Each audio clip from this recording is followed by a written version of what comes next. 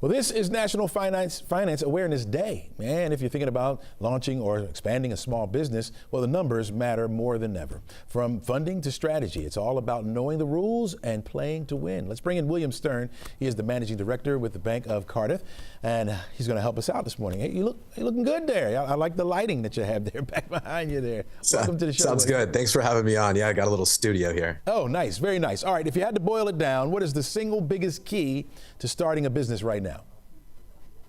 I think, a lot of people in America are actually gun shy for starting a business right now. And that just comes down to the interest rate environment, right? It's difficult if you're a startup to try to get funds. Traditionally, back in the day when you and I were younger, you could walk into a bank and talk to a banker and shake his hand and sign a form and probably get 20, 30 to 50 grand on a handshake. And that isn't the same today. Mm-hmm. A lot of traditional banks have kind of moved away from funding small businesses unless it's through the SBA. And so at Cardiff, which is the nation's largest privately held commercial lender, what we try to do is work with small businesses that need access to capital, giving them instant and immediate access up to $500,000.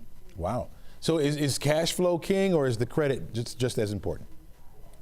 I think it's a great question. I think they're both important. I think if you're a startup business, obviously you don't really have cash flow. You have assets, hopefully.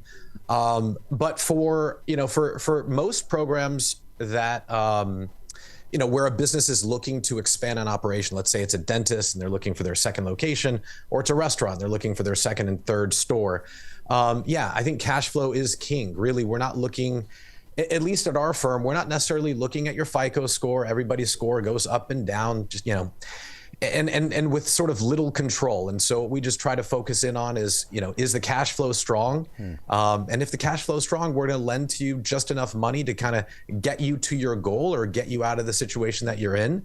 And really, that's our commitment to Main Street. Yeah. When somebody comes to you and they want a business loan, what's one of the top things that you're looking for to signal that they're ready? Yeah, I think if it's an existing business, I think it goes back to what you said, which is brilliant. It's cash flow, right? Is the cash flow there? For us internally, we'd like to see that they have $20,000 in revenue a month as sort of like, that's the baseline, that's the benchmark. Anything in excess of that is perfect. That's great. That's gravy. But for us, really, we're just looking for cash flow. There's strong cash flow. We're going to lend to you. You use the money how you deem fit, right? Whether it's to expand on operation, working capital, acquire some inventory, or even hire some new employees. You said $20,000 is that mark. What if I only have $10,000? What's the smartest way for me to use that? I think if you only have $10,000 in revenue, you're probably not ready to borrow money yet. I would say keep working on your goals, keep developing your business plan. And I think once you get to 20K and above, most lenders are going to take a serious look at your business. 10 years from now, do you see it getting easier or tougher to start a business up from the ground up?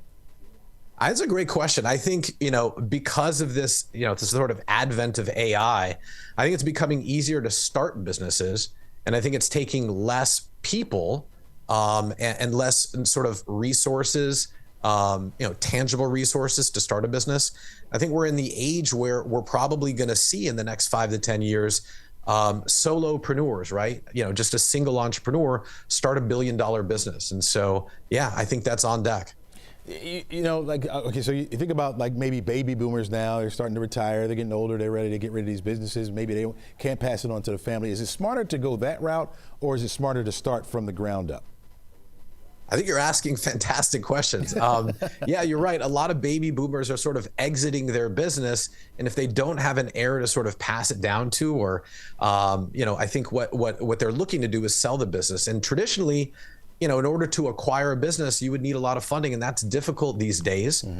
So, having an owner finance the sale of that business to the buyer has become really in vogue today. And I think, for those entrepreneurs that are looking to start a business, I'm going to go with what you said. I think it's a great idea to acquire that business, have the owner self-fund it, make payments over time until you've paid off the loan, and acquire a business that has an existing business plan, an existing clientele, a proven track record and cash flow. So Great question. Mr. William Stern, that's all the time we have. I could talk to you all day, my friend. Maybe we'll bring you back, ask you more questions, man. Appreciate it. I'd love to. Yeah, appreciate it. Thank you, guys. All right, take care now.